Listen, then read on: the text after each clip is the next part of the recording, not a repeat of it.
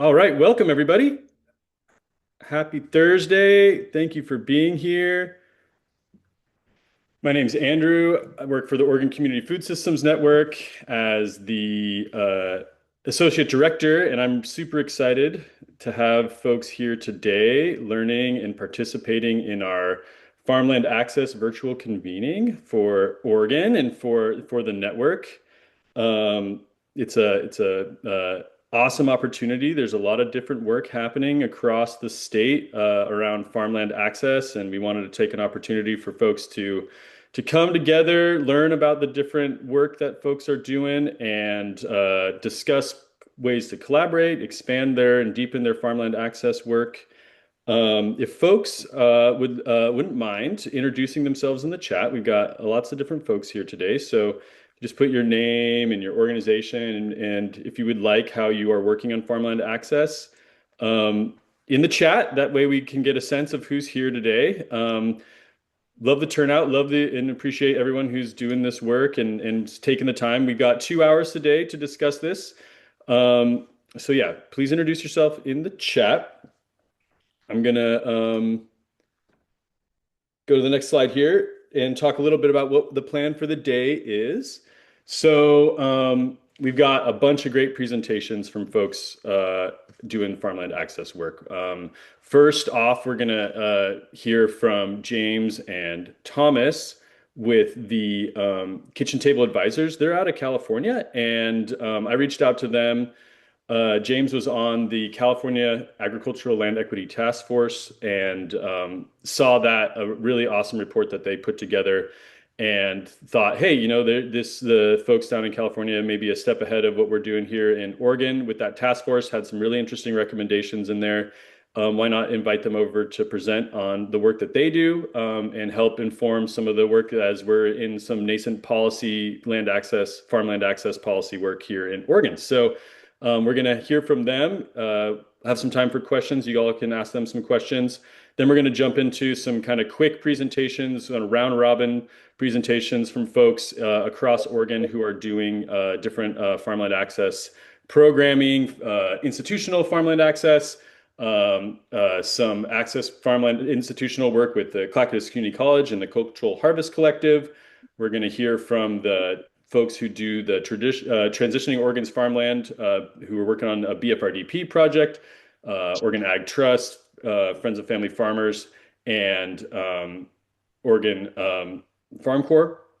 And then we're going to hear from some more from the Oregon Ag Trust folks on a survey that a farmland access survey they're doing with producers.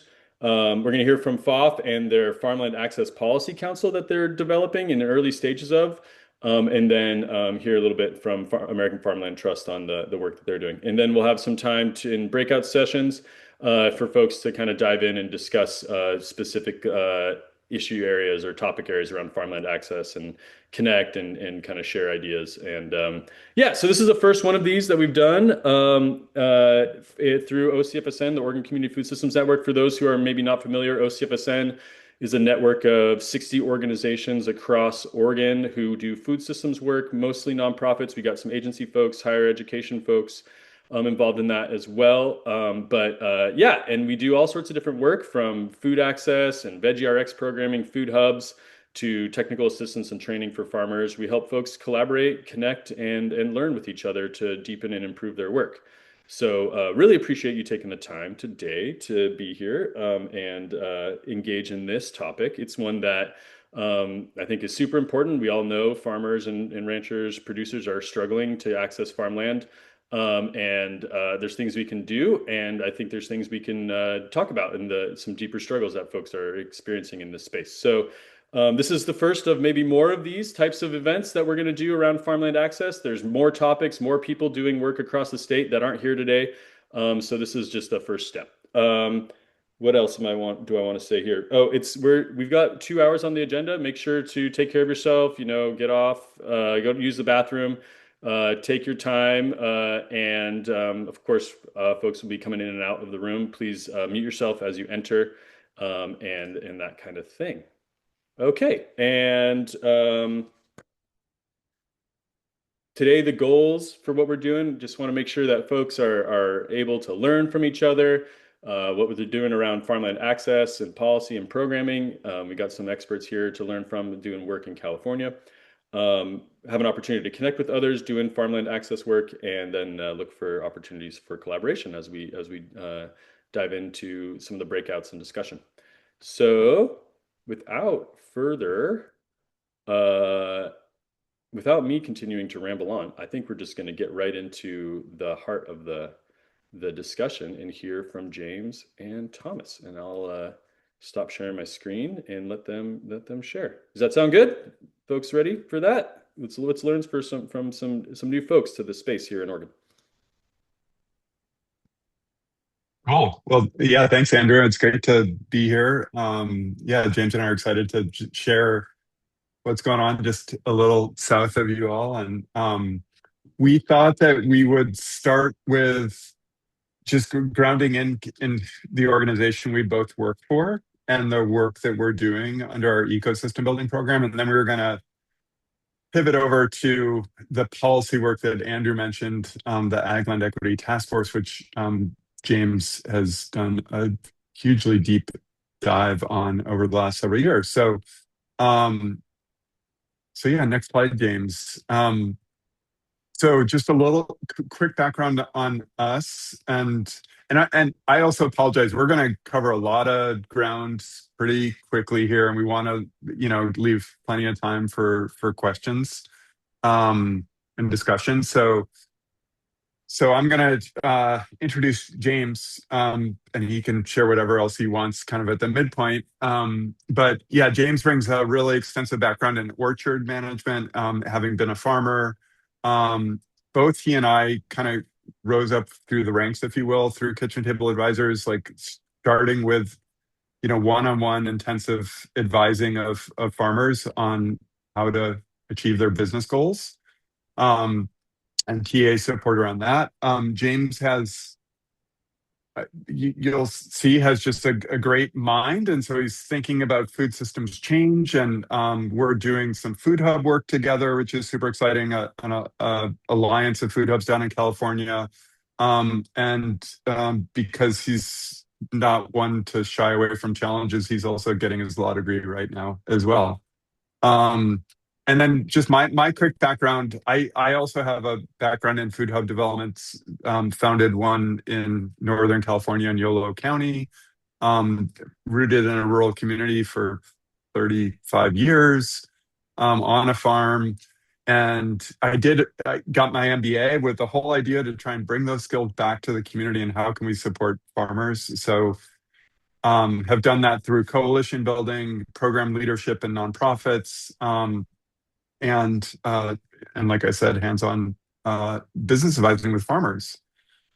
So that's a quick background on who we are. And so next slide. So Kitchen Table Advisors is about 12 years old now.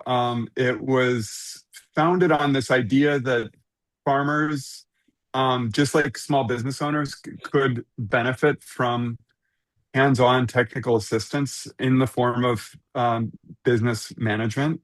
Farmers come to farm not to necessarily, run a business, and so that's kind of the gap that we're helping to fill, is to provide farmers and ranchers with, yeah, business advising, financial management support, so they can grow their businesses. And our vision, go back to, yeah, just to ground in the vision of the organization, is that farmers and ranchers are thriving in their businesses, that they are valued as important leaders in their communities, and they're an essential part of a community-based food system that's rooted in equitable distribution of power and resources. And so we're going to, yeah, so next slide, James. We started with our one-on-one business advising. That's kind of what launched the organization, and that's bilingual. It's meeting farmers where they're at.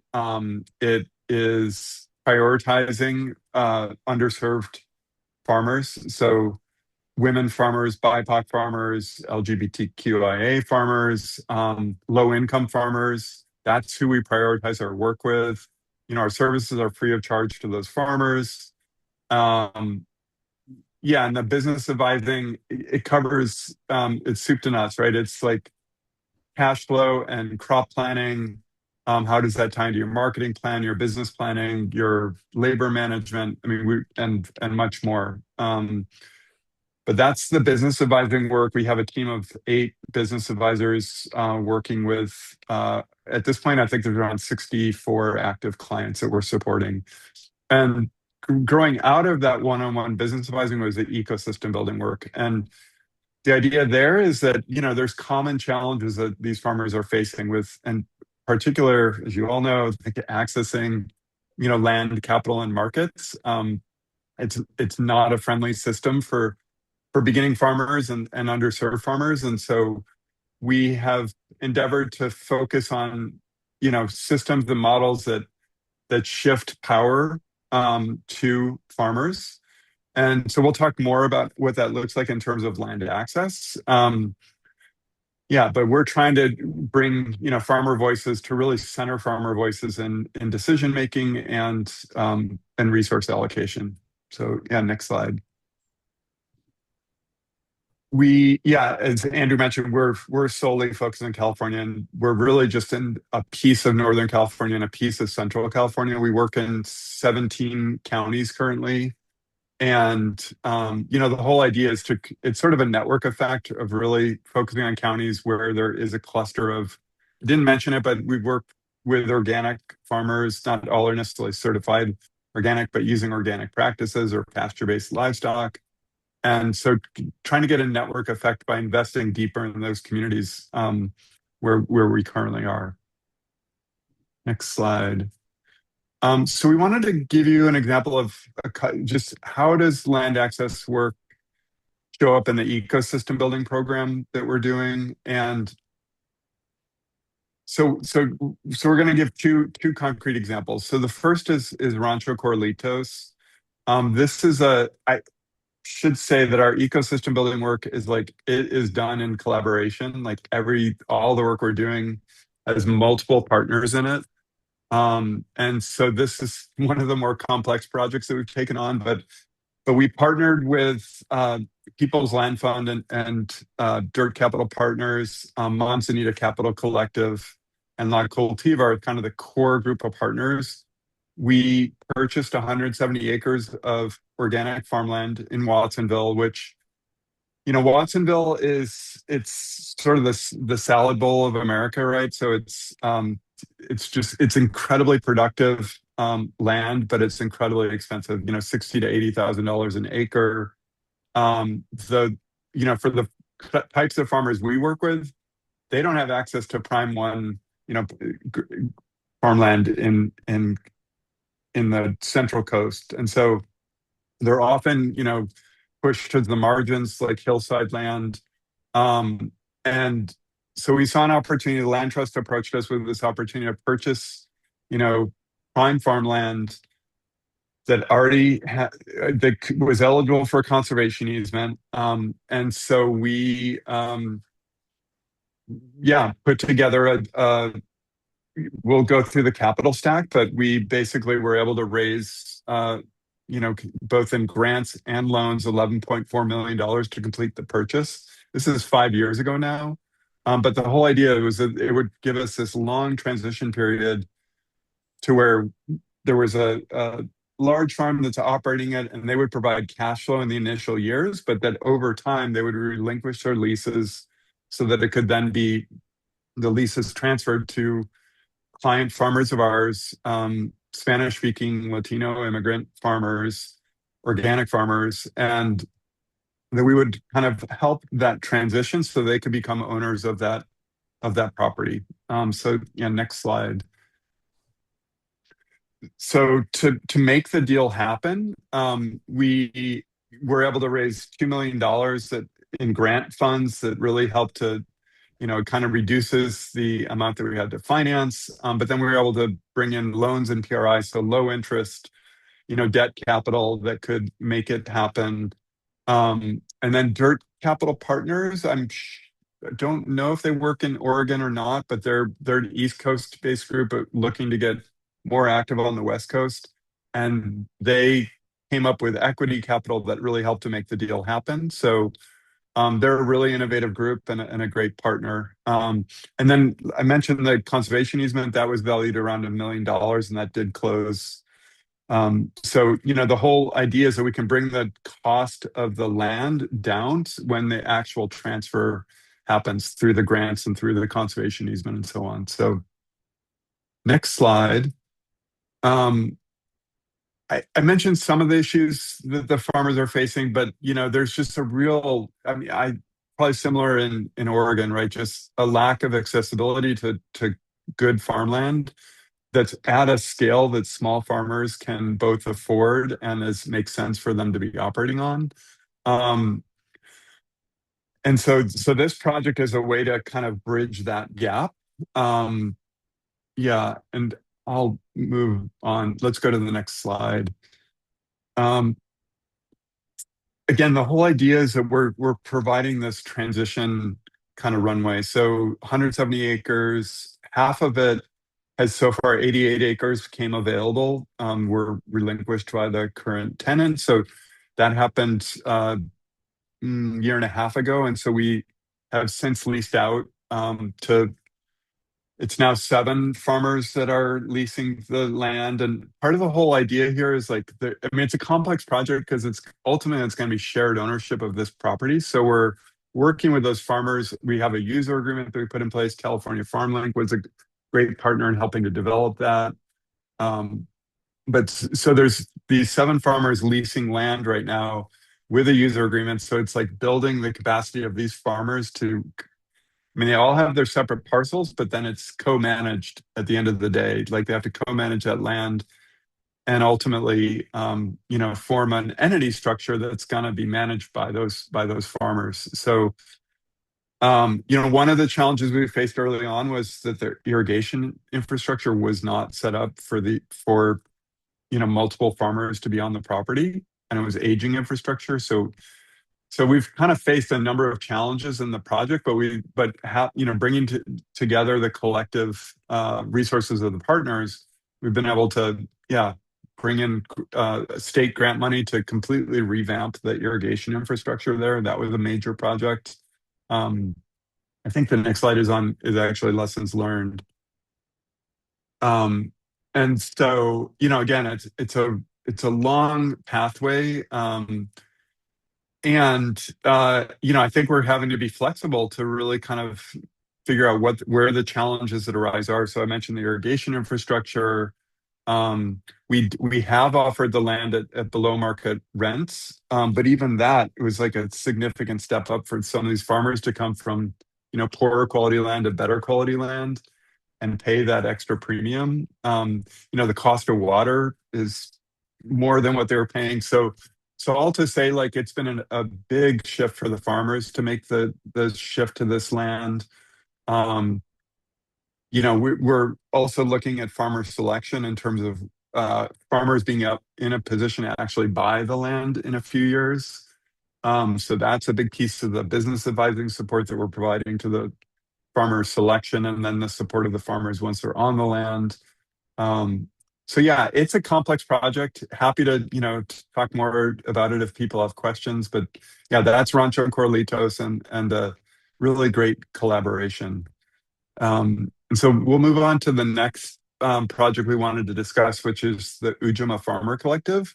This is really different because this is farmers who have already organized to form a nonprofit in order to secure land for the success of Black farmers in the Sacramento region. It's led by 2 farmer clients of ours, and yeah, so this has also been a lot of partners coming to the table to support Ujima's success. So next slide. They were able to. They've been looking for land. I mean, these are urban farmers in Sacramento who are on an acre or less of land, but have been doing it for years and just looking for that opportunity to be able to expand. And so they were working with Community Alliance with Family Farmers. It's another nonprofit partner here in this state of California. They were able to secure a $1.25 million state allocation. This is when the state had money kind of excess money in the budget. Not the case today, but they were able to allocate 1.25 million towards the acquisition of land. I was back in 2023, and so Ujima set up a nonprofit to be able to acquire and hold that land. They ended up purchasing in Yolo County, which is just west of Sacramento. And yeah, they were able to buy 22 acres of organic land. Similarly, like the infrastructure was not quite set up for their needs, so they've had to subsequently raise over $3 million so far. I mean, they've pulled in RFSI money from administered by California Department of Food and Agriculture. Um, they have raised money to put up a solar pumping for the water and to completely revamp the water irrigation system so that it could supply water to 1 acre parcels on the land. So there's been a lot of kind of setup for the property itself. And so really what KTA's role in this project has been, these are farmers. They're setting up a nonprofit to run this land, to make, it available to other farmers.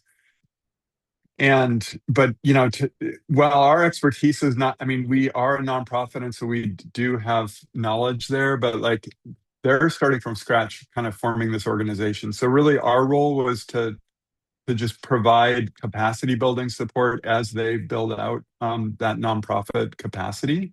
And so we viewed this as a helping them to get established on the land, to get infrastructure set up so they could host farmers on that land, helping them set up their financial management and bookkeeping systems.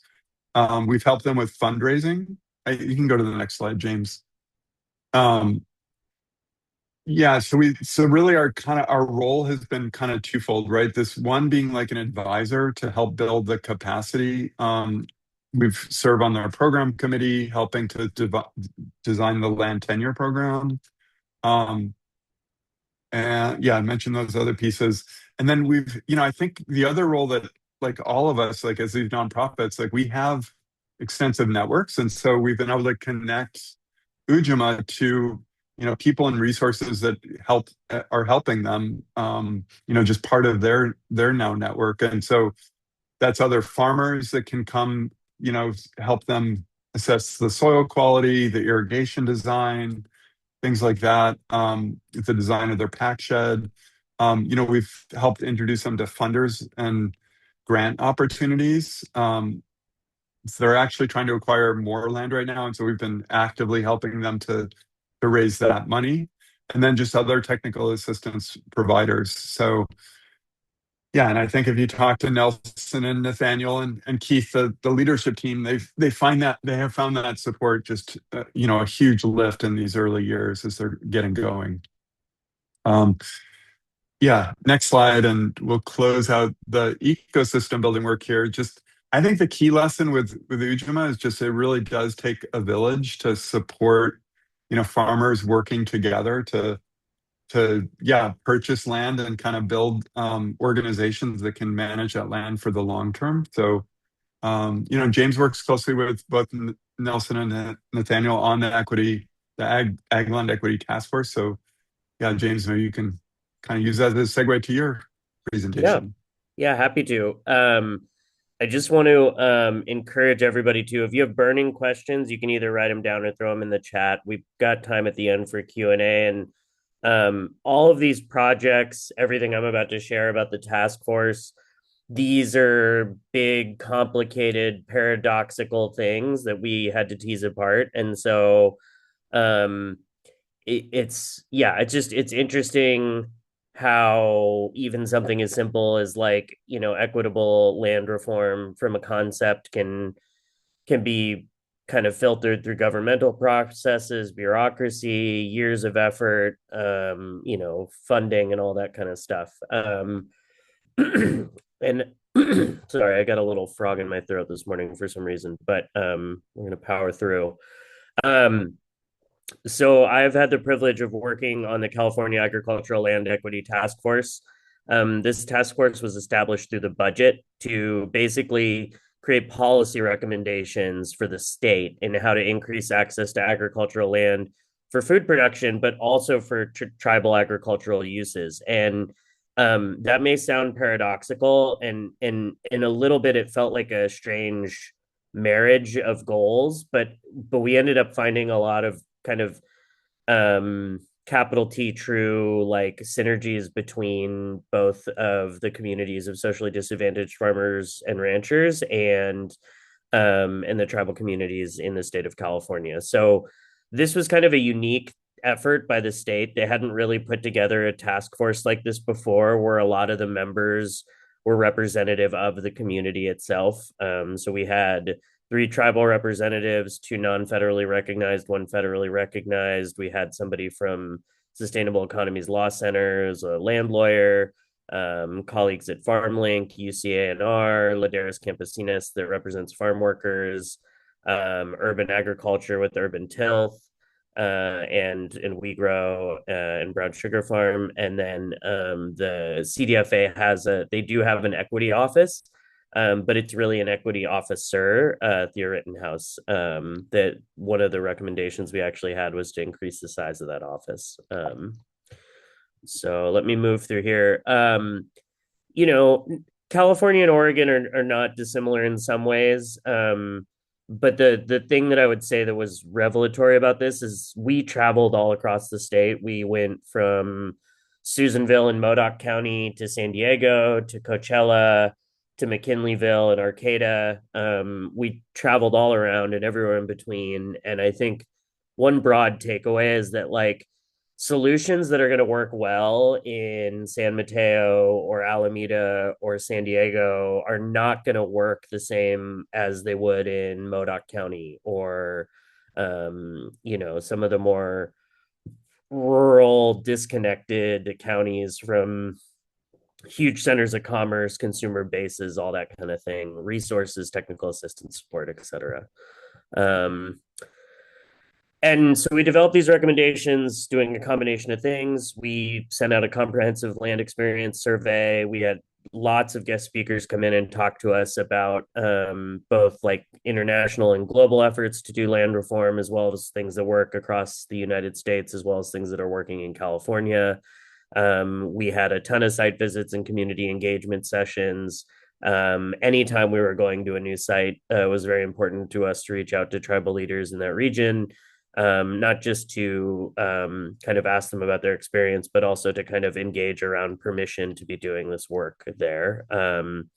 Like at the very least, acknowledgement's really important. And so that was something that was baked into a lot of our engagement and outreach.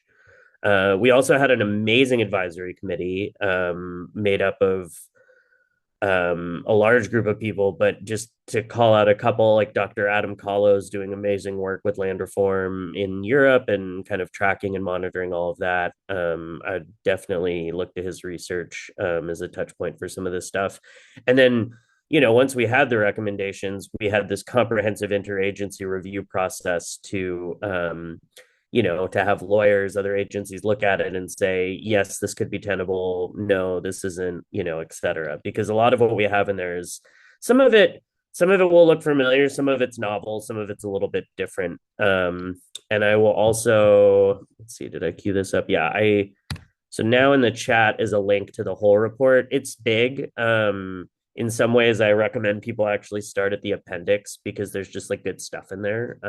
But it's worth taking a look. And then on the website, if you just Google California Agricultural Land Equity Task Force, there's a landing page that has summaries of everything.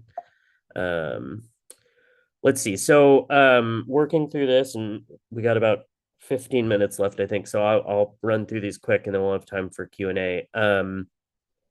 Definitions ended up becoming really important. So we came up with priority producers and tribal land stewards. This kind of aligned with socially disadvantaged farmers and ranchers, farm workers, aspiring farmers, and then tribal communities in the state of California. Our definition of equity has to relate to secure access, tenure, affordability, viability for the ability to do all these different practices.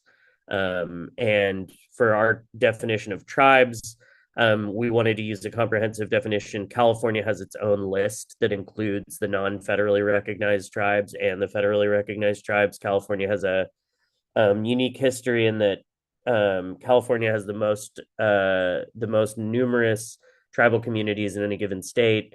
There were actually treaties that were signed. They just weren't ratified when those two senators went back to Washington. So the governor has issued a formal apology as an executive order for the genocide of California Native Americans, and part of that was important for us to capture in this report. And then around agriculture, wanting to be a little bit more expansive to include things around traditional ecological practices, so that it wasn't solely exclusive of like tractor farming and things like that, to allow for harvesting and different practices, fire, right? So let's see. And just, yeah, I got a bunch of slides I'm going to fire through here, but this is a really good slide that talks about the problem. Like the majority of land in the state of California is not owned by a lot of people. It's owned by a very small amount of people. In like Fresno County alone, 5 families own 95% of the agriculturally viable land, and they own almost all the water. We could have an entire 4-hour conversation about Sigma and land access, or water access in the state of California. It's another really rich topic. But just the other big thing that we didn't really realize until a year and a half in is that corporate consolidation, private equity, foreign national purchase of domestic land is actually on the rise everywhere. And that was one of our kind of halfway through realizations based on responses that we were getting from the community, that like this needs to be called out, and essentially stopped. So that was one of our explicit recommendations. Okay, so priority recommendations, essentially, if I were to distill the whole report down into 6 different bullet points, they are these: prioritize tribal stewardship and land return whenever, wherever, and however possible. Fund and incentivize land acquisition for priority producers and tribal land stewards. Help with the mechanisms of financing that allow for more equitable land access and tenure. And by tenure, we mean like farmer tenant bill of rights, like a better lease agreements, more clarity around what happens if a farmer is going to lease a property for 20 years and they're improving the soil quality of that land, to some metric extent. Like that's actually a demonstrable benefit to future generations in that state who will later come and be able to grow on that land too. And so kind of recognizing that when people are creating positive improvements through regenerative and sustainable agricultural practices, that should actually be something that gets incentivized, either in the form of reduced lease rates or things like that. Farmers want longer leases so that they can do infrastructure, so that they can actually make an impact on the land that they're working in, and short-term leases really stand in the way against that. And then halt, mitigate, and reverse agricultural land consolidation. That's the big one we were just talking about, around corporate consolidation and private equity. So that one needs laws, right? For a lot of these things, there are a lot of things in the recommendations. It's a little bit of an a la carte menu. You can skim through it. You can think about, okay, well, we might be a nonprofit or a land trust. Can we work with the county government to do this? Can we work with the local resource conservation to do that? And so a lot of what's in the report is like, pick whatever of this works for you and then take it and try it. For some of these things, though, it will need to be like laws. Like to halt, mitigate, and reverse agricultural land consolidation will require like legislation, actually laws preventing. That can start at the county level, and it probably should, but that's all going to need to be litigated heavily. And then preserving California's agricultural land while prioritizing equitable land access and stewardship. This really speaks to the like long-term value. I wouldn't say this is a position that the report held. My personal position on this is that the commodification of natural resources is incredibly deleterious to like long-term environmental and human outcomes. So I'm pretty like, we should decommodify land. It should be treated like agricultural land should be like river water or clean air. Like should be more like a public utility. And so this goal recommendation speaks to a lot of things around technical assistance increasing, better coordination across technical assistance platforms, so more engagement between UC cooperative extension agents, technical assistance providers, resources, and kind of additional services. And then prioritize and protect secure land tenure. So how do we stabilize just land tenure? One of the really kind of shining star examples of this that we've seen is working with Peninsula Open Space Trust on the San Mateo coast and into the Central Valley. They have an amazing model of they will purchase agricultural land market rate. They will put an agricultural easement on it that is an affirmative agricultural easement. So it limits future sale prices, but it also brings the cost of that land purchase way down. Then there's this 5 to 10 year period where they put out an RFP for a farmer to come, a sustainable, regenerative, organic style type farmer. While that farmer is there, if things break, Peninsula Open Space Trust is the landlord and they will fix it. So they will build a new well, which is expensive. They will tap new phase 2 electrical service, which is expensive. They will build new barns, which is expensive. But all of that is an investment in the business, the farm business, and the land itself to be successful using these good practices. And then that business has enough time to make enough money to have savings to be able to, either finance or outright, put down some cash on a purchase down the road, and then they have land security for the long haul. Okay, I'm gonna fire through these real quick so we get to questions because that was a lot. General reflections. All of this stuff hinges on relationships. If people don't get along, nothing's going to work. And I know that sounds silly, but like if the stakeholders involved don't have a good working relationship, like nothing's going to work. And that's when it's like we need to pivot and have different partners. This is something that I've been saying a lot that I think other people should adopt: is slow is smooth and smooth is fast. Like take time to build strong bases and relationships, and then when you have opportunities that move really quickly, it feels like you're moving together. It feels like riding down a wave versus like trying to paddle up a wave really quickly because everyone's like in a big hurry. And there's like all this excitement around an opportunity. They take a ton of time to do well. It's totally fine to make little mistakes. Don't make big ones if you can avoid it. Most importantly, ground truth all this stuff with what the stakeholders on the ground are seeing. If your project proclaims to impact a certain group of people, and then when you go talk to them, they're super unhappy about everything, that is a big red flag. And then be inclusive in your high level decision making, right? Like somebody should always be asking who's not in this room who would inform our work better or who would challenge some of our assumptions. And then ensure the project is right sized and has adequate resources, infrastructure to be successful. That's not always possible, but when it is, that's ideal. Okay, sorry, that was a ton, and I know we only have so much time. So you're great. Yeah, no, yeah. This was fantastic. Thank you so much, Thomas and James. Really insightful. I think there's a lot. That report really goes into a huge amount. There's so much in there. So really recommend folks diving in.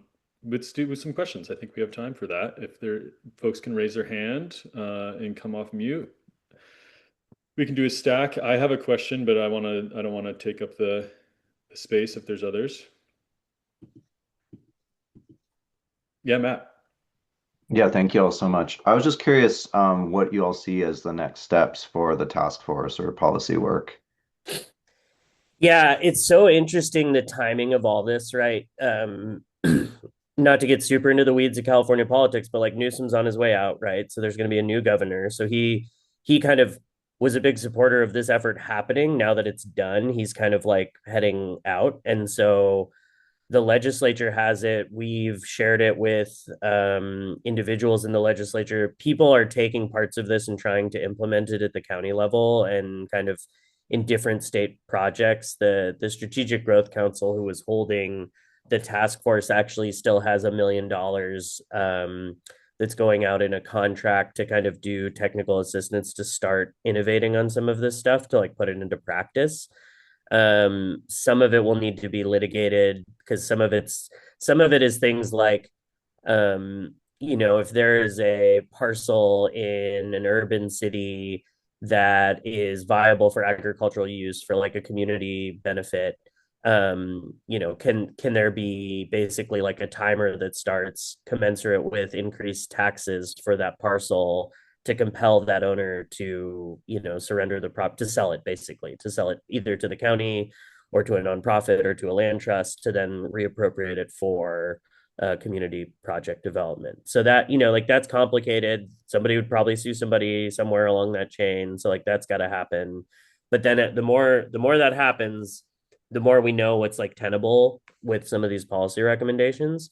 Other ones I think are less like legally fraught. Like some of these are things like, well, can nonprofits hold title? Can nonprofits hold fee title instead of a land trust if the land trust doesn't feel comfortable or have the financial base to do all of that kind of middle period incubation infrastructural support? Like maybe a land trust wants to do the easement, but they don't have the financial wherewithal to be like, we can also put out an RFP and like do all these other things to support, fundraising to build new barns. So having alternatives to that, those things will not need to be like that. Like nobody's going to like necessarily sue anybody about that right away. So I think that there's some things that are kind of you can just take and run with, and other things will be like a little bit more tricky.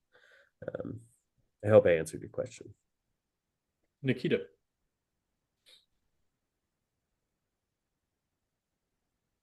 Matt, thanks for asking that. James, and how do we get a hold of you guys? I'm like, the contacts, do we drop them in the chat? How do we do a personal request? I'm just doing a shout out at this point because I'm just like, you guys are doing incredible work and it's very similarly aligned with the things that I'm going to be presenting here shortly. So I would just love to connect and yeah. We'll put both of our emails in the chat, and yeah, more than happy to sync up. You're the best. Thanks, James. Yeah, I'll be up there midsummer too, going through like Ashland and Ben's sister's area. So if anybody wants to link up in person, yeah, let us know. Well, I'm happy to connect you to folks. Okay, cool. James and Thomas, my question is, how did the task force get created? What was the mechanism for getting that budget allocation for this task force? Yeah, how did that? Was there a bunch of advocates in the capital, Sacramento, doing that work to get it through? What was the initiative there? Because that seems like a key moment when to even just get this on the priority list. Totally. I'm gonna try to answer it. I think Thomas also has insight on this too, because I think this happened actually kind of some of it happened when I was doing very different things at KTA, where I was just being a business advisor. But a partner organization of ours that we work with frequently, Community Alliance for Family Farms, and some other stakeholders, kind of their legislative policy work is robust, and they were able to put it in the budget. Like they were able to get this like 2-line item sentence of like, here's $2.5 million to create and form the Land Equity Task Force to run it through the SGC for a period of time. That's kind of like my recollection, but it was, I don't know, Thomas, that sounds right to you, right? Or I know it's like there might be something else in there, but that, yeah. No, I think that's right. But I think James mentioned the equity office at CDFA, and when was that passed? 20 Farmer Equity Act 2018, 2019, something like that. 2018, yeah. And so that kind of set a ground, like it's sort of basically it used an equity lens to look at all of CDFA's programs. And so it kind of laid the groundwork for, and it set up an advisory committee to the Secretary of Agriculture. And but I think without that groundwork, I'm not sure that that bill would have happened. Then also to say, I don't think you mentioned, James, right? There was a bond, statewide bond measure. Prop 4. And remind me how much money that is, like $30 million allocated to equitable land access. Not Prop 4. Prop 4 is the big climate bond, $10 billion. It's either Prop 2 or Prop 4, but one Yeah. of those. So anyway, just it's like all these pieces kind of nest together to make things happen. And a lot of behind the, like, both in front and behind the scenes policy advocacy that took place to kind of tee these things up. Like, without the equity office, they would not have created the equity task force around land and agriculture. Like, that wouldn't have happened. So yeah. Yeah. So a whole ladder of different things come together. Yeah. Cool. All right, guys. Thank you for Yeah. that. That was super informative. I'm very appreciative of you taking the time to come and present to us. And yes, I think that your work is going to be helpful, informative to future work in Oregon around agricultural land equity. So feel free to stick around. Of course, y'all do what you need to do. And we're going to jump into learning about what folks across the state are doing here in Oregon. And let me see here. I'm going to share. I'm back to. Oh no. Well, Aaron, you said you had some slides, so maybe we'll just jump to you. I think you're next. So we're going to go through our group of folks from from Oregon, and first up, we're talking institutional land access. Part of this reasoning for this kind of gathering is that OCFSN and the Oregon Farm to Institution Collaborative came together, or OFIC became a working group of OCFSN, and they had a institutional farmland access component to the work that they're doing. And so wanting to make sure that folks in different parts of the network are familiar and learning about what each other do. So yeah, first up, let's hear from Aaron and Eliza. Eliza is the coordinator for OFIC, and let's talk a little bit about institutional land access and what they're all doing. Yeah, I'll kick us off. And thanks for this. So, OFIC started in 2022 from a regional food systems partnership grant.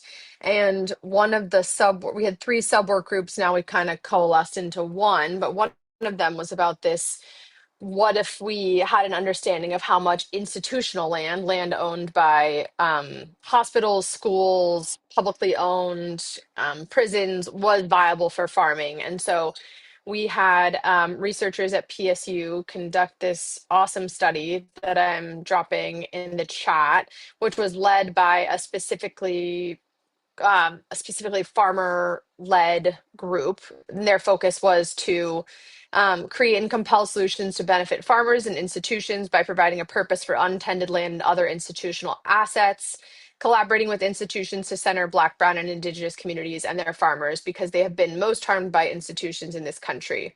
And so this report is huge and kind of details actual, like, what are potential solutions and pathways to land owning institutions that could be critical partners in enabling farm to institution food production. So the idea being, like, maybe institutions can partner with farmers, and then maybe that relationship can transcend into like purchasing or being supporters of food systems.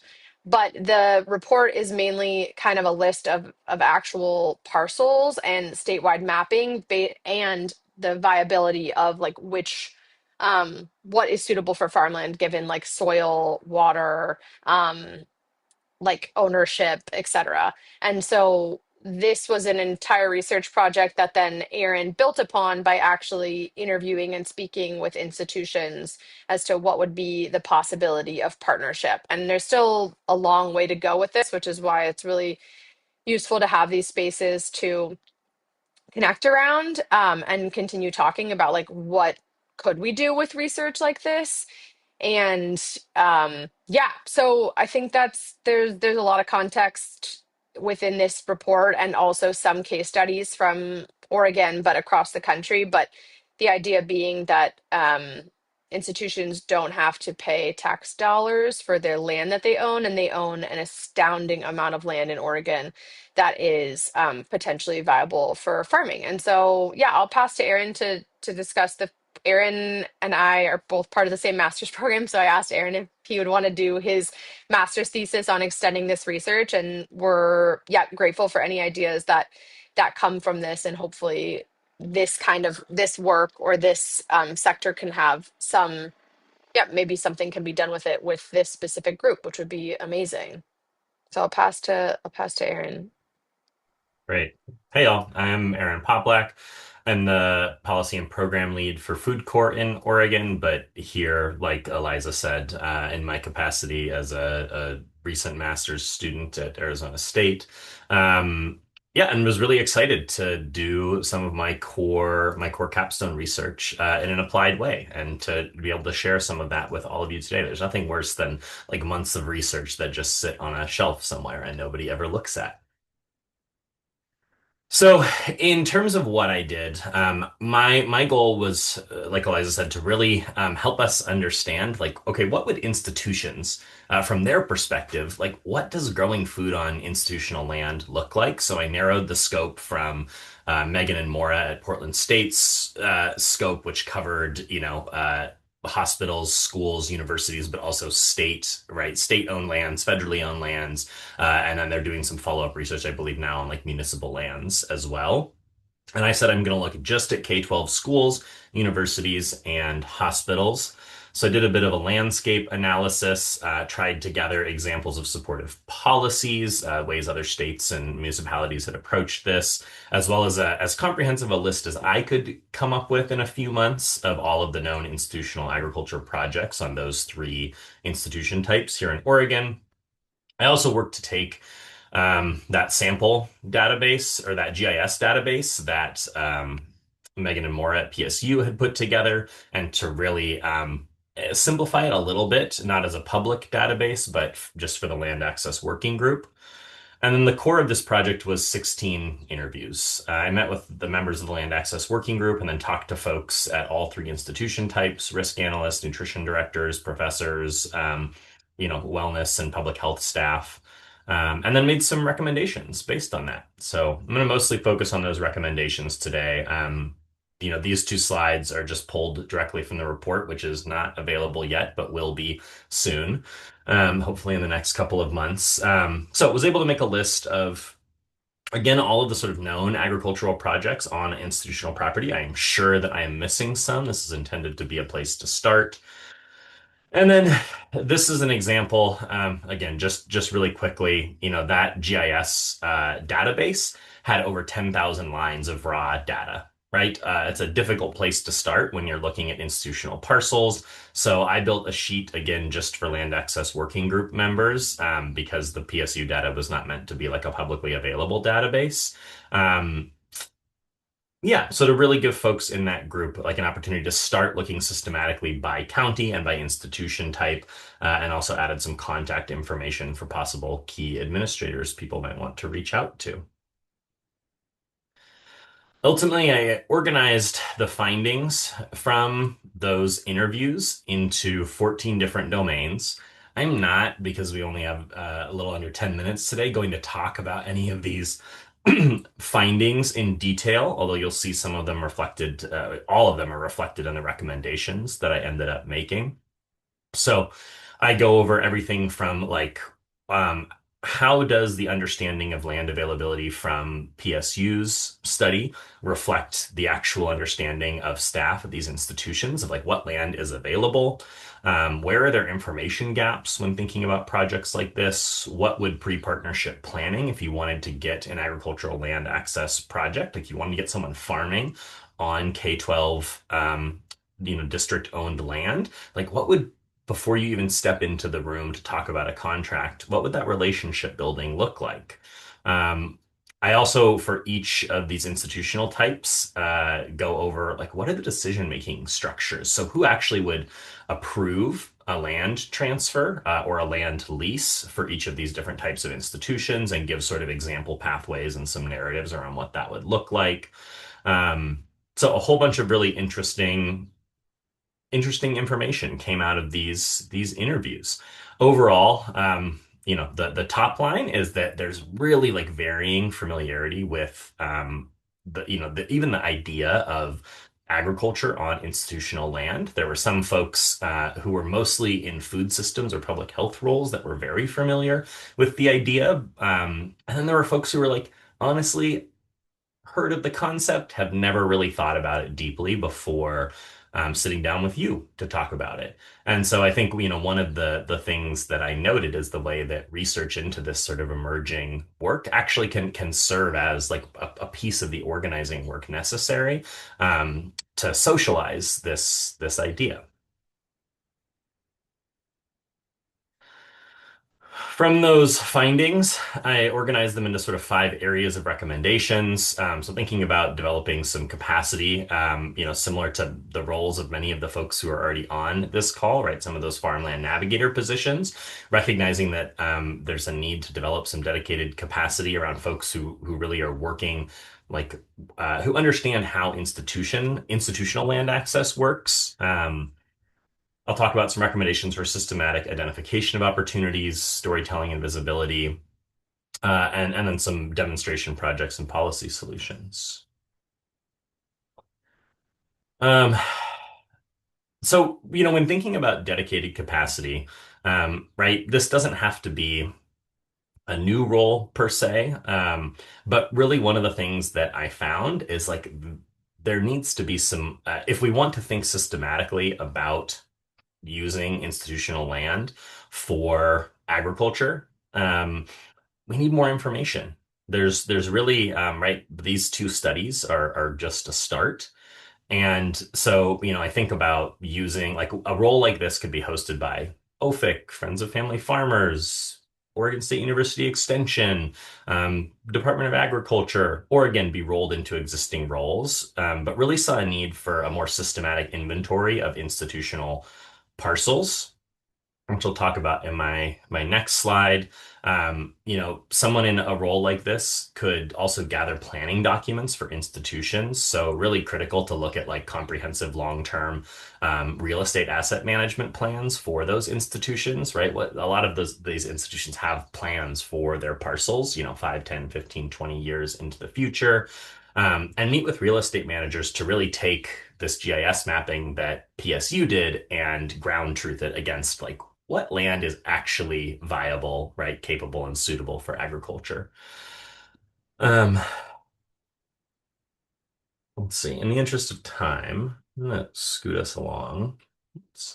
Um, would really love to add some depth and accessibility to that GIS data by creating vignettes about viable institutional parcels and adding contact information. That was something we heard from a lot of the land access working group folks. It's like, okay, I can identify even just by driving down the street, right, near a local school. Wow, there's land. I haven't seen it used by anyone. Like, who would I talk to at this institution? Um, there's 307 schools, colleges, universities, and hospitals in Oregon. So when we think about what it would take to create sort of a short vignette about each of those institutions and what land might be available, that's a couple of years of 1 FTE funding. Although realistically, the most high leverage approach would probably be to focus by region, right? Thinking about places where the largest number of like Farmland Navigator program graduates exist, or by institutional type. We also talked about in these interviews the possibility of institutions being added directly to Oregon FarmLink as landholders, and sort of what conversations would need to happen to really support them in creating profiles on FarmLink as an existing resource for land seekers as well as landholders. And then I think recommendation 3 is one I really want to point to, because interviewees at all 3 types of institutions really affirm that institutional land holdings are not static. So they often acquire land for future development that may or may not come into fruition. Sometimes that land is sold off when development plans don't pan out. Oregon districts right now are in a moment of shrinking enrollment. And so when we think about what shrinking enrollment might mean for land currently held by districts for future schools, there's really an opportunity in those sort of edge moments, right, when land is acquired or sold off, to explore alternative land uses or acquisition initiatives. But unless we understand, right, at some systematic level, like what land is available and not being used, it's really hard to catch those edge moments when they're happening.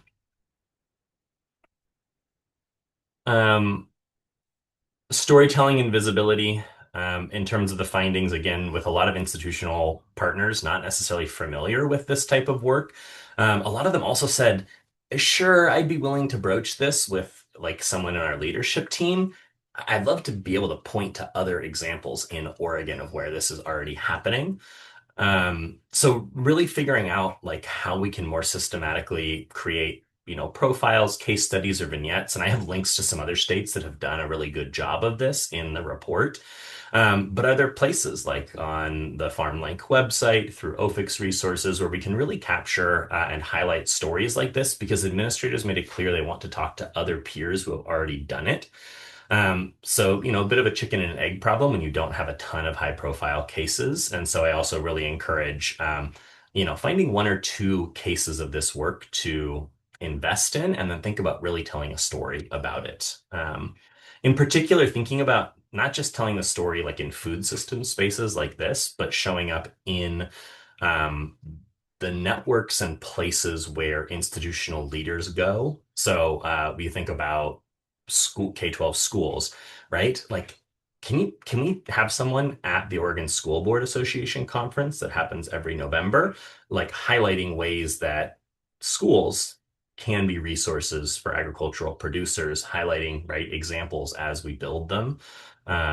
So instead of inviting them into food system spaces, how do we talk about this work in spaces that, hospital administrators or school board members already are, since they're the ones who control these parcels? And I think I'll end here by just noting, and I'm really excited to hear about Friends of Family Farmers and the Land Access Policy Council work that you're going to do today, because one of my recommendations was to do a more thorough scan than I was able to do of existing state legislation. So I found some examples of like tax abatement policy from Washington, D.C., Nevada and New Jersey, so ways that they have essentially, provided incentives for institutions to lease land to agricultural producers and to really build a policy agenda around this work. So super exciting to see that that is already happening and in place, and I hope this report is useful for folks. Yeah, Great. in terms of limitations, I just want to note that, right, even though I focused on K-12 schools, universities, colleges, and hospitals, it doesn't necessarily mean that they're the institutions with the most likely leverage points for institutional land access. So, right, when we think about state lands or federal lands or municipal lands, like those might be more ripe, but I needed to narrow the scope of this project. I also had a few interviewees talk about intensive models like rooftop growing, hydroponic, shipping container farms, and there was a lot of interest in that. So I think that's something that I didn't spend a lot of time on, but heard interest in. And then again, just highlighting the role of research. Like this really is novel in the minds of a lot of the institutional leaders I talked to. And so to the extent that opening up those relationships, doing this research, it really does act as an organizing tool that socializes this kind of work with institutions. And happy to answer any questions about the research, and we'll certainly be sharing it out as soon as it's publicly available. Awesome. Thanks, Eliza and Aaron. Thanks for bringing that institutional work here to this space, and we look forward to continuing making those connections. Let's do questions in the chat. We got a lot of folks presenting, so if folks have questions, we can work on those in the chat. Next, we have Nikita.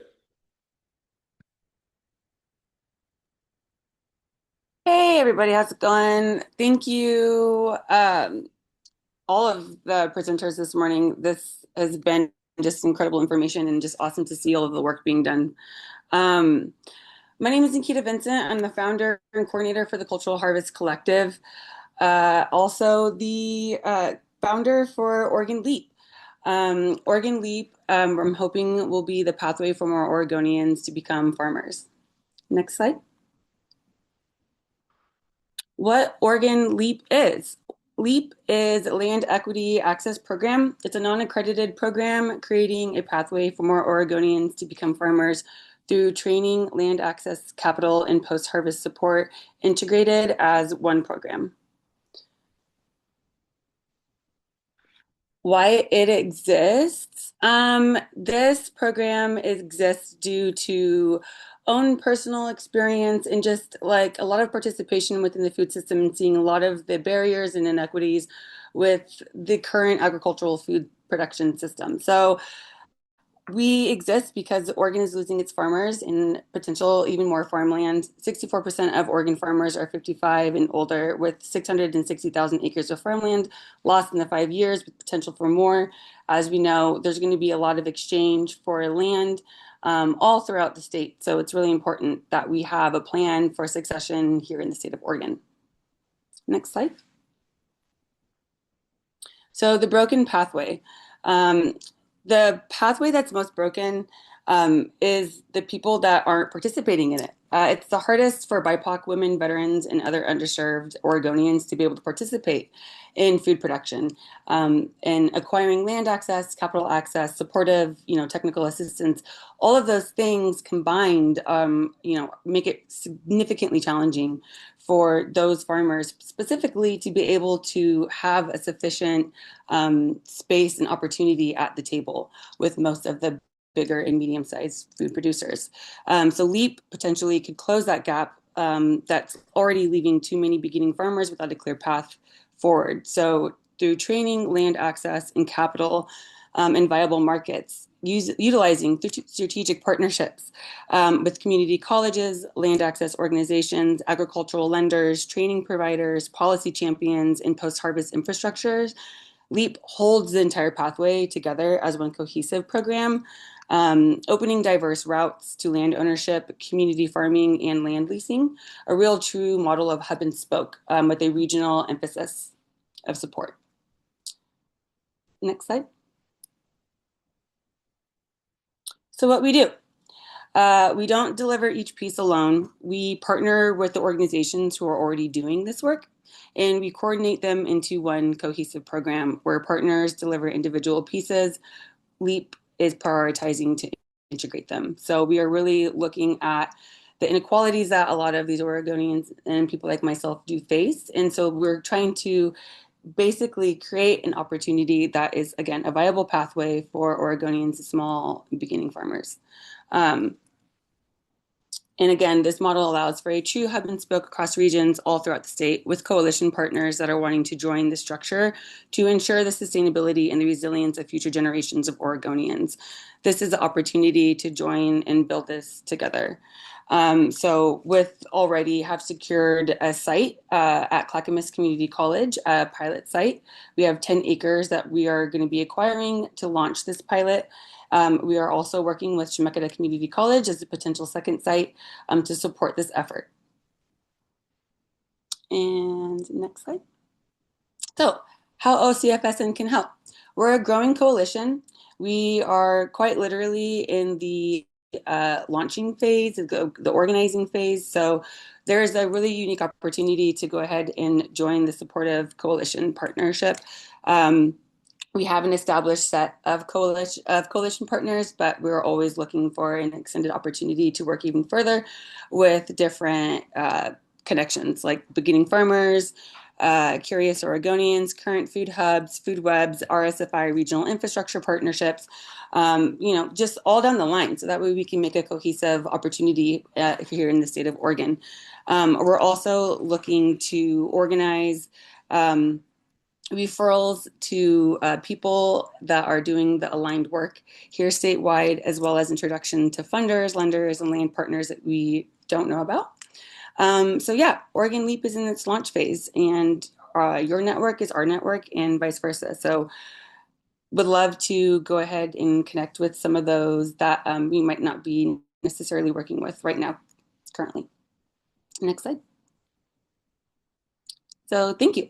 I know we're going to be short on time, so go ahead and put those any questions or anything in the chat. But if you'd like to connect, I also brought in Eddie Hill as my co-founder for this program, being his expertise does provide such great support for a program like this, especially for the ending piece. That's most important, to be able to get food to markets and firsthand direct. So yeah, thank you for the opportunity, Andrew. Apologize. I'm super anxious. I do not like doing public speaking, and it's not I'm not a professional at this. So again, thank you for your patience, and I appreciate all of you guys so much. Awesome, Nikita. Thank you. Thanks for leaning into that fear to share with us today, and hope hope it helps build that strength. You're great. Nothing to worry about.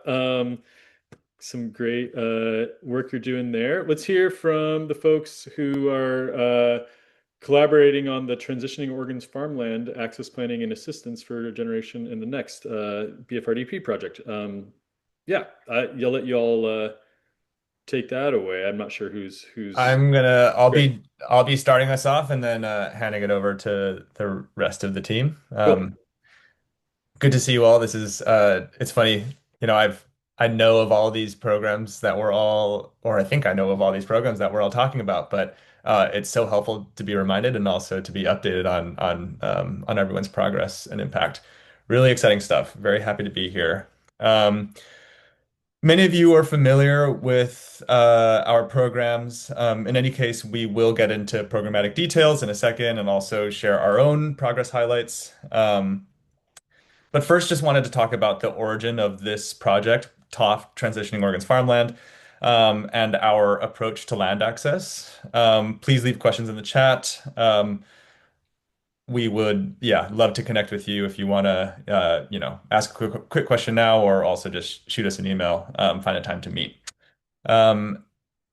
This is a project between us, Oregon Farm Corps, Friends of Family Farmers, and Oregon Agricultural Trust. The main driving impetus for getting this together was a USDA BFRDP that started in 2022 and finished in 2025. And we have continued to collaborate beyond that. I will speak more on that in a second. Next slide, please.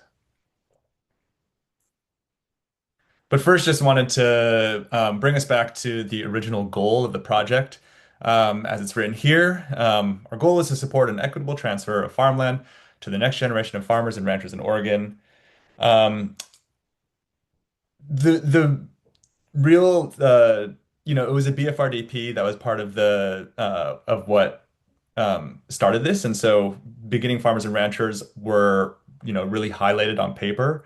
But right from the get-go, we thought that it was really important to bring in landholders and succession planning and the work that OAT does, which we'll talk about more in a second, into this, because we all, three of our organizations, do and did different things, and that was actually our strength. We had different programs that were operating independently, and a lot of them in sort of nascent, sort of nimble stages. And getting together in 2021 to plan this and then actually launch this collaborative project in 2022 allowed us to streamline all of that into one cohesive project and offering. And I actually wrote down nearly verbatim the same words that the kitchen table advisors folks presented on earlier, on their comment of "it takes a village." Truly, it does. We've discovered that it takes a village to support beginning farmers in accessing land. That's us. That's everybody else in this room here.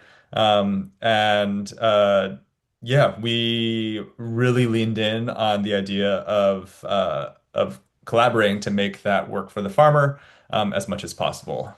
Next slide, please. So just quick overview of the different programs that contributed to this project.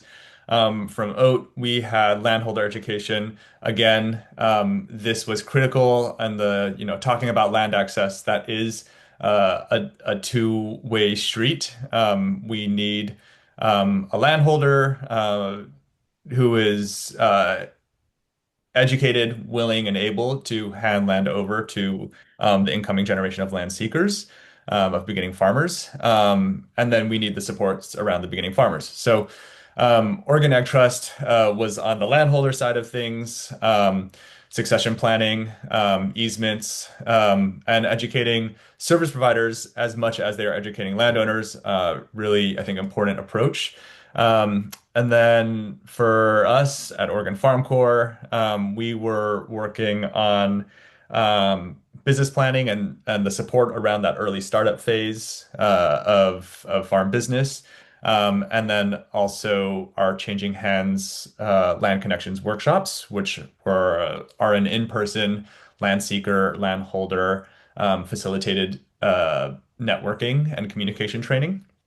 And then Friends of Family Farmers um, working through their Navigate program. That's one-on-one technical assistance with farmers, specifically helping them through the land search and the land access process. So, boots on the ground, helping them understand leases, helping them understand all the ducks they have to get in the row, the T's they need to cross, the I's they need to dot. And I just wanted to highlight for a second here, again, like the benefit of collaboration that this project had for us.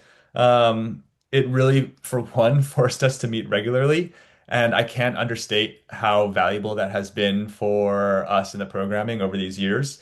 From that, we have set up a number of joint, of sort of simultaneous joint projects, a land access series with East Multnomah Water Conservation District, setting up specific class tracks at Small Farms Conference. And overall, this is getting at the idea that we want to create as smooth of a pipeline for farmers as possible. We know that just the number of organizations that are represented in this room, and there are more that are not here, a farmer as a single entity looking for support often has too many options to really make sense of. We are trying to streamline that and simplify that, and also coordinate our projects and supports in a way that is logical for their progression. Another benefit of collaboration, we're able to co-identify other areas of need and co-build solutions, which has led us to a number of exciting future projects. For one, we actually want to continue working together after meeting so regularly for 3 years. But that is testament. I mean, I think there's, yeah, well, it's great. It's fun that we get to do that. We're going to keep what's working and grow our TA offerings, moving into offering more collaborative farming support. Capital access is a big one, also with some simultaneous work on that led by Friends of Family Farmers. We are keen to continue streamlining again that experience for farmers. So setting up a standardized intake process with more coordination and a sort of helpline referral system. Really trying to imagine that a farmer who is looking for land, farmer who is ready to take on the challenge of land access and starting a farm operation, that they can turn to one place and be sort of carried through that process. Um, so yeah, enough babbling from me. Gonna hand it off first to Oat to talk about some of the specific impacts of their program. Yeah, thanks, Jeffrey. Um, Thanks for taking those beginning slides. I'm traveling today, so joining you from the vehicle here. So I just wanted to share a little bit about the impacts that we've had, and you can see the numbers there on the screen. So like Jeffrey had mentioned, this BFRDP project ran from September of 22 through September of 25, and we just really continued on. And so from you can see the numbers there that we've had, from 168 workshops, meetings, speaking opportunities, just over 2,200 farmers and ranchers, and just over 1,600 service providers. And then, as Jeffrey described, this project kind of then elevates or deviates or continues to expand from there. And so we started, like he described, with working lands easement succession, educating service providers, and we've really added business viability, financial analysis, loan readiness, lots of other pieces for service providers too, as well as a lot of resources that you can find on our website. That's been pretty important to me to make sure that access to resources is not just from the human side, but also from, you know, finding the stuff that is helpful online, whether that's be through us or any of the other organizations that we work with. I think when folks start down a certain path, they start with Google or whatever have you and searching online to find things. And so having those resources available. And then a couple of years ago, we went a step further and expanded our program a little bit more. And we hired Tess Baker, who was our one-on-one succession and business advisor, working across the table from folks largely on succession planning through, you know, projects, long-term, um, multiple meetings, different deliverable projects, but also we're doing some business advising too. So that's like reviewing some of those business plans and taking that step further. And I'll underscore an exclamation point Jeffrey's comment about trying to just streamline and highlight the appropriate steps and processes that folks go through to accomplish whatever their tasks are. So I'll leave it there and go ahead and next slide. And I can Great. kick it back over to you. Thanks, Andrea. Yeah, back to me. And again, just yeah, want to reiterate that like our co-identification of areas of need and our co-building of solutions has been really valuable. A lot of our new programming has been developed always in line and step with that of OAT and that of FOF. So we're all always, yeah, growing our TA edges, and we're doing so in a way that is holistically helpful for the farmer. Our Changing Hands workshops, really quickly, just looking back at the past 3 years, we've had 7 workshops, 189 participants. These are workshops that we bring to different regions around the state. We kind of rotate them, with the idea being that there are local land seekers and local land holders, and that getting them in a room face to face with some facilitation um, can build a relationship, which is the first step to hopefully getting a land transfer. We recognize that there are many more steps than just meeting the right person, and steps, some of them that we address and some of them that are larger, institutionalized, systemic, that are harder to get at. But nonetheless, this is an important piece of it. Um, the majority of land seekers and landholders felt better prepared for working with their counterparts. 62% of land seekers and landholders met a potential farmland match connection. So not 100% there, which is to be expected. Uh, but yeah, still people are actually meeting people who represent a potential connection there. And then left a little participant quote there. I know it is highlighting myself, but I wanted to just point out the second half of this sentence, the second half of this quote, about the workshop being fun, accessible, and productive. I got so many comments from folks who said at the end of the day, I would try to like chat with everybody on their way out the door. They would say, yeah, didn't meet anybody for my operation. I have an orchard and everyone here is a veg farmer or whatever it is.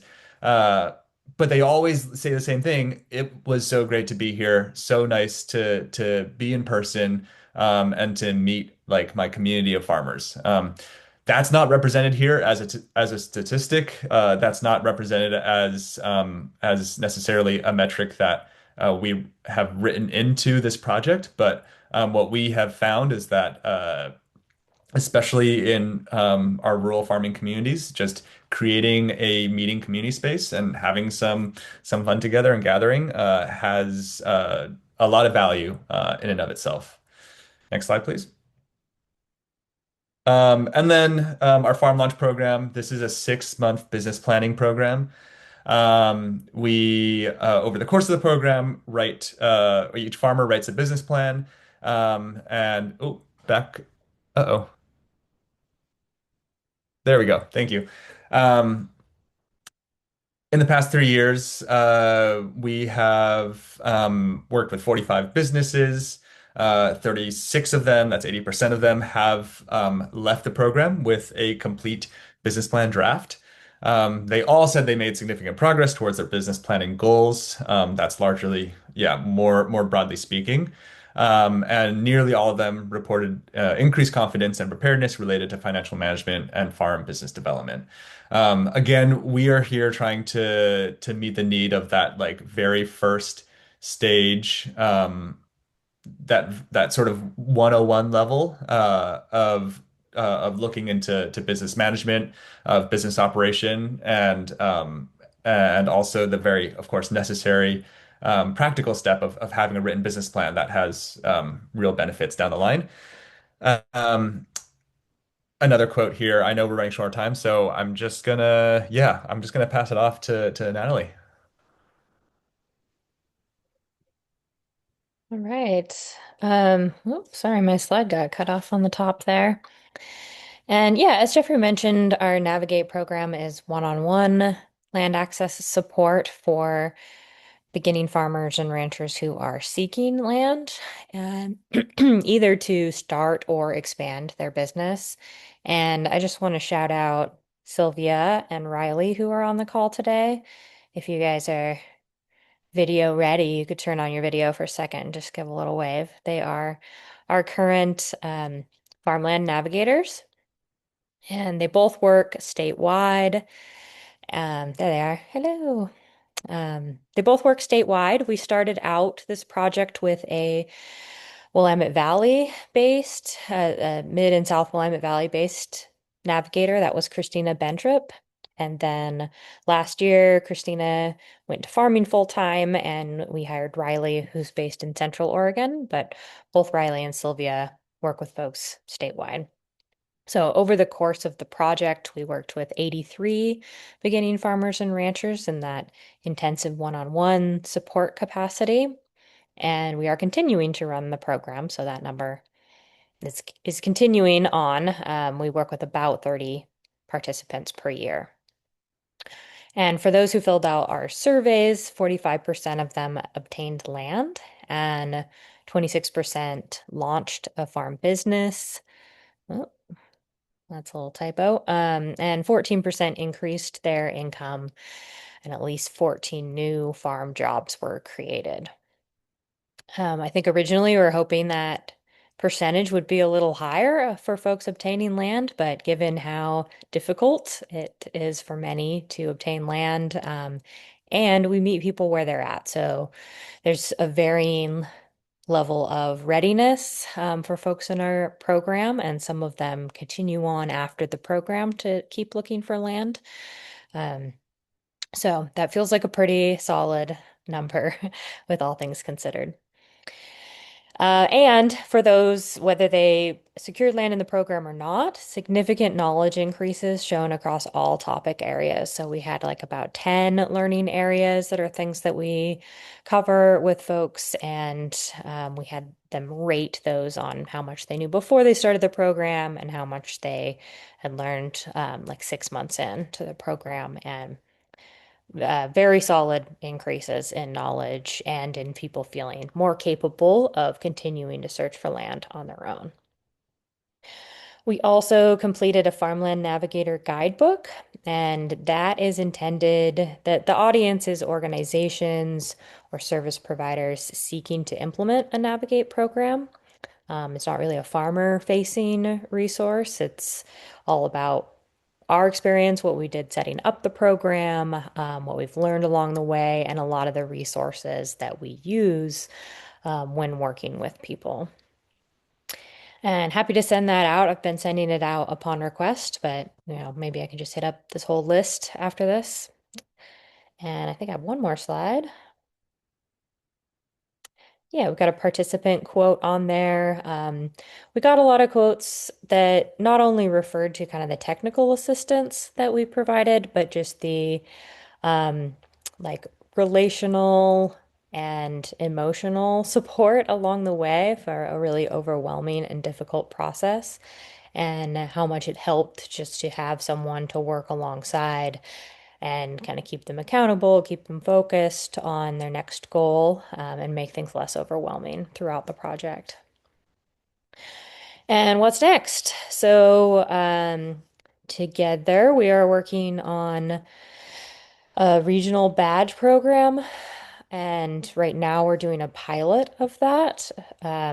So we're currently partnered with RVFSN and Greater Applegate in Southern Oregon, and then HDFFA in Central Oregon to provide some training to them, to a couple of their employees to do kind of navigator basics, and be able to be present in those communities and offer that regional support to farmland seekers and landholders who they may interact with more readily than our statewide navigators do, and then refer them out to other programming for more in-depth support. Also be able to be in those areas to do farm visits, either for landholders or with a land seeker looking at land. So we're starting out this year, doing some of that training in 2 locations, and then we are working on applying for more funds to expand those partnerships. And that's somewhat a FOF thing, and then Oregon Agricultural Trust and Oregon Farm Corps are involved as well, as well as some other partners who are maybe on this call too. I think that's it. Do we have a conclusion slide, or did we just? That's it. That's Great. it. All right. Thanks, TOF folks, Transitioning Oregon Farmlands team. Great project. Definitely have leaned into OCFSN too to do that work and collaborate on this awesome project. Let's jump over to Tara and Phoebe on your Farmland Access producer survey. Do you have slides, or you? Yeah. Hear me? You cut out a little bit. Okay, I might have to let Phoebe go ahead. I'm on different Wi-Fi today, so. Yeah, I can talk. No slides. You're a little quiet, just Phoebe. gonna- Do you maybe a mic can Oh. be closer? Is that better? That's better, and we can turn up our volumes on Okay, our computers. sorry, I'm in a coffee shop too, so there's a lot of things happening around me. No worries. Yeah, I will go. No slides. This is just a little teaser.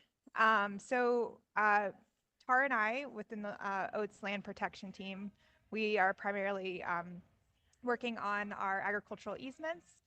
But as we start to expand our work and try to reach more people where they're at with the work we do, we are really interested in trying to understand better about what land seekers are looking for in regards to land that they are looking for. So long story short, we were inspired by a survey that the Sonoma County Open Space did down in California, looking for what the low resource farmers needed in their community. We want to better understand how to tailor our work and to serve land seekers. And so with this idea in mind, we are putting together a land seeker survey. We are going to dovetail this into our current update to our conservation plan, as well as Oats' larger strategic plan that will be coming up in the next few years. In order to better serve land seekers, we want to know what type of land they're looking for, what type of tenure they might be looking for.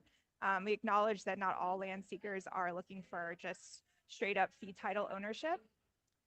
We want to expand our work into addressing some of these alternative land ownership models, such as maybe community land trusts or even like long-term land leasing. And we want to understand better the barriers to secure land tender and land access. And so Tara and I have put together a draft version of the survey. But I guess from our perspective, we see this as a resource for not only our organization, but potentially other organizations within this room. And so with that in mind, we would love to work with folks. If anyone is interested in talking with OAT about this, we would love to develop survey questions with other folks and then have other organizations use the information that like we're able to gather throughout this. So that's kind of just our little like I guess teaser. And if anyone wants to get in touch with Tara or I, we can give you more information about kind of the rollout of this and the development of it. Fantastic. That's great. Yeah, I think reach out to, if you all could put your emails in the chat, that'd be helpful, and we can y'all can connect on that. What a great resource that will be for folks moving forward. And you do have a question in the chat as well. Thanks, y'all. Yeah, I see Sarah's question. Yeah, we are trying to make this like a resource that would be applicable to all geographies of Oregon. And so we would be acknowledging not only farmers, but also ranchers and including rangelands and that. And so Sarah, we'd love to reach out to you and just sort of make sure that we're asking the right questions that encompass that. Awesome. Thanks, y'all. We'll jump to Brittany with FOF's new Farmland Access Policy Council. What's going on with this, huh? What's up? Wonderful. Thanks for inviting us. This is an exciting project that we're working on and I'm happy to share. And I know I've been tapping some of you, so I'll probably continue to do that about this project. But I'm Brittany. I'm the Community Engagement Director for Friends of Family Farmers. And as you probably know, we've started Oregon FarmLink in 2009. So land access has been a big part of our work for a very long time, and we know how important it is. So we also do policy work, as you know, so you can go to next slide.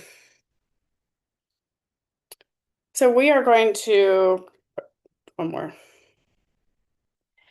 So our goal of the Oregon Farmland Access Policy Council is to bring practitioners, impacted community, policy operators together to increase opportunities for land access, security, and stability for small and mid-sized, highly diversified local market farmers, and especially those who have been excluded from farmland ownership or faced additional barriers. So those are technical service providers. Impacted community are our farming community, and policy operators are people that work currently in the policy space. Go ahead, next slide. So why is this such a big deal? Next slide. So accessing affordable land has always been, it's been brought up again and again. As you probably know, we do surveys and focus groups each year, and at the top is always land access. So now we are committed, this is the time for doing a policy coalition to kind of make this united change on farmland access in Oregon. It has been a very daunting issue that we have been kind of trying to wrap our minds around on how to begin this this topic and tackle this. And as you've probably heard from all of the presenters today, we are realizing that collective and collaborative work is essential. And so we cannot do this by ourselves. And so what we are going to do is kind of build this power and create solutions together. Go ahead, next slide.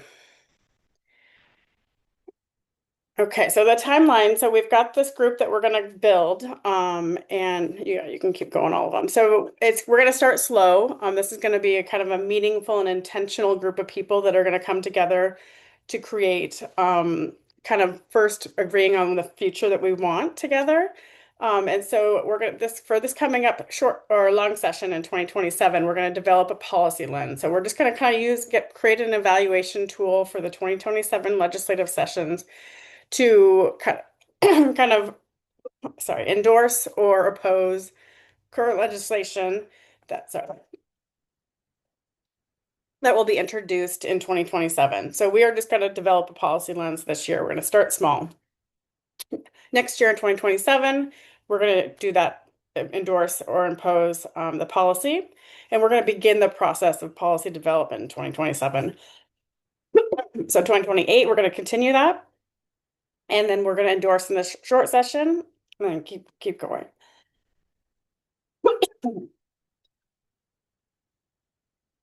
And then in 2029, oh, sorry.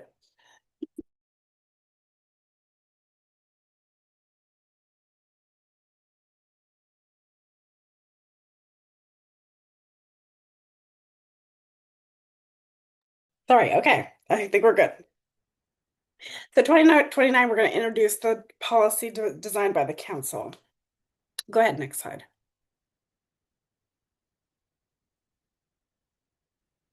Next slide. So what are we going to talk about? We're going to talk about farmland pricing, production, land use, financing and capital access, land security, collaborative models, and more. I mean, obviously, we have been kind of tackling, opposing a lot of FOP, for example, has been working on fighting this, incorporating the farmland that's been trying to be incorporated into the urban growth boundaries for data centers. There's been some changes in what you can do on exclusive farm use land, EFU zone land. And so we're going to be talking about this. And this group of people is going to create what we want them to look like, what we want to be talking about, what we're going to try and endorse or oppose. And so this coalition is going to be kind of creating what we want to see Oregon's farmland to look like in the future. Go ahead, next slide. So are you interested in getting involved? So we're, again, looking for 3 types of constituents to join this committee. It's going to be content experts, policy actors, impacted stakeholders. And so we have a, let me get this link. I'll put a link in the chat right now that we have, and I'm happy to answer more questions. Sorry, I've had a little bug in my throat, so I had to bust through this, but I'm happy to sit down, have a one-on-one conversation with you on what it would look like. We have a steering committee already formed that's going to be starting to meet in June. And then we're looking for general committee members at this point that will start meeting end of July. Both groups will meet monthly, and we'll get started on kind of creating the space that we want this to look like. Talk about farmland in Oregon, talk about what kind of laws we would like to pass, or laws we would like to fight against. So we're going to start that conversation now, and then we'll be actively working in the 2027 session, working on endorsing policy as a group. So thank you so much. We're so excited to work together. Again, this is all about collaboration. We want to do this. This is a very big, hefty, lofty issue and topic that we would like to be working on, and we hope you join us. Nice. Thanks, Brittany. Very exciting new development here. Policy work on farmland access. All right, we've got Carly wrapping us up here. Carly, we have American Farmland Trust, a national organization with staff working directly here in Oregon, and thought maybe you could provide a little bit of update of what y'all are doing, and maybe some impacts that you've had from the current funding landscape and administration. For sure. Thank you, Andrew. I do have a few slides, so I can share my screen. Awesome. Okay. And I have dual screens and I'm still getting used to, so it might just take a moment for me to figure this out. Let's see here. Do you see it all right? Perfect. Okay, great. All right, so I'm going to talk about, like what Andrew had mentioned, some changing landscape and some of our existing programming and new work.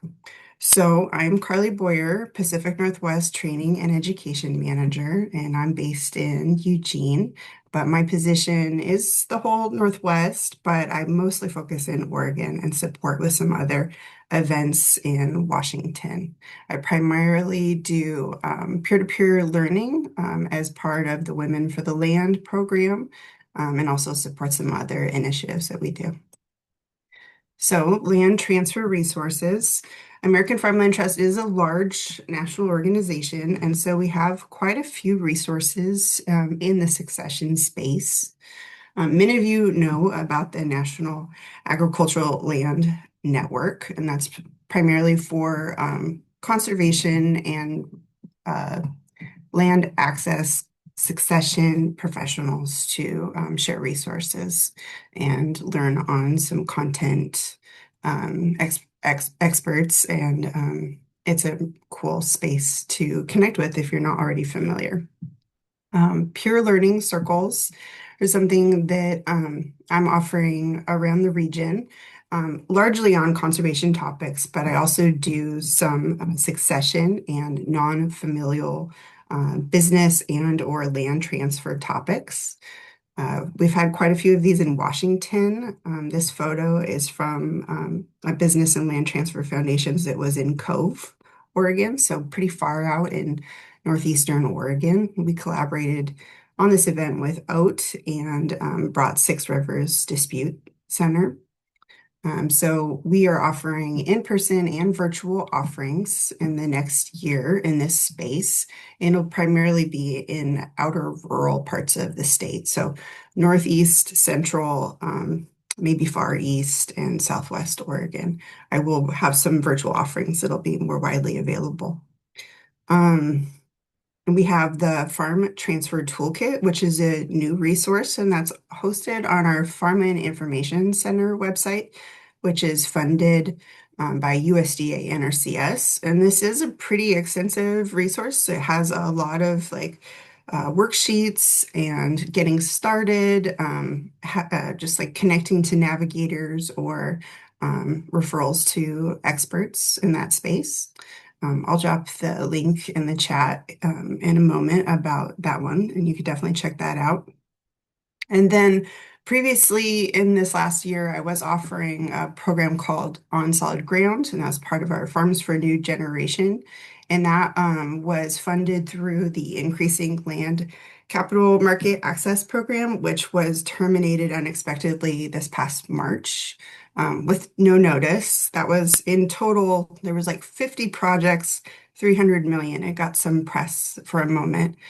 So I was offering some financial literacy, a little bit of like technical assistance for farmers looking for land and helping them in that readiness stage. But right now, that program is like re-strategizing. We still have Farms for a New Generation, but they're regrouping and how we can offer services in the new year. So right now, mostly we focus on the exiting generation, but we help not necessarily in the matchmaking space, but once there is a potential alignment with a non-familial or with the familial transfer process, we can really help with the navigator space. And that's my next slide here, is we have 2 regional land transfer navigators, and they provide one-on-one technical assistance. And they'll really help, like other folks in this space in Oregon, with the accountability, helping with goals and identifying what your next steps are. We can really help with difficult conversations. Our land transfer navigators are trained in conflict mediation, and it really can support identifying alignment and working out, non-traditional arrangements for land transfer or business transfer in a farm.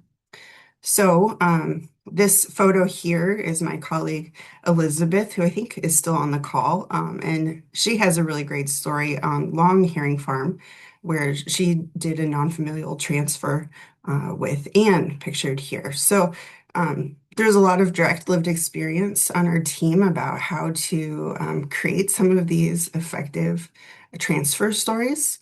And Elizabeth and Tanner are both land transfer specialists that can support with this process. So they're both based in Washington, but they're both Pacific Northwest region. So we can support in Oregon wherever there's gaps as needed. I know that this space is pretty full. We're really lucky in Oregon that there's a lot of us doing this work, but as it's been said before, it takes a village. So we're happy to fill in as needed and offer support. So I included their contact information. I'm happy to introduce anybody, and maybe Elizabeth would like to chime in and say hello, or just drop her a hello in the chat. And here's my contact info. And that's all I have to share today. So happy to answer any questions if there are any. Awesome. Thank you, Carly. Okay, y'all are stalwart. Whoops. You can see that. Okay, great. Let's see here. We are not going to do breakout rooms. That was an ambitious idea. I think we needed to spend the time to hear from all these different projects. This is our first one of these in a long time. There's a lot of things happening, and I will do more of these. We'll spend some more time in discussion in a future one. There's other folks doing work across the state that we'd like to get involved in here. Get some tribal and indigenous folks in here as well. So we'll have future conversations. Keep an eye out for those. Definitely connect with each other. We have a couple minutes. If there are any like burning questions or thoughts, I think we could probably just do that as a group. We're a pretty small group now. Then we can, if there aren't any, I think we can take a little Zoom rest. Any questions for any of the presenters? Thoughts? Okay, y'all. You're awesome. Keep up the great work. I'll send all this out to the network, send out the recording. I'll put all these links that you shared in the document and get folks connected and keep an eye out for a future one. Oh, Sarah, you got a question. Great. I don't have a question. I just want to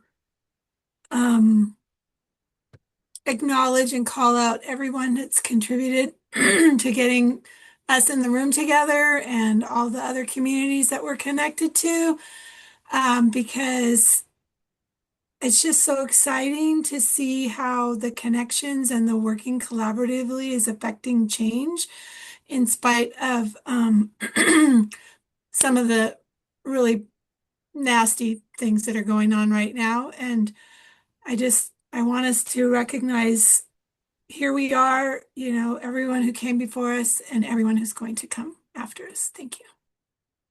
Beautiful. Thank you, Sarah. Yeah, and also huge appreciations to James and Thomas for sharing your experience down there. I look forward to deepening those relationships across that border. And yeah, take care, y'all. We'll talk to you soon. Bye.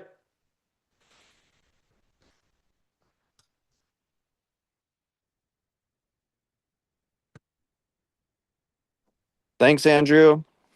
Awesome. Thanks, Matt.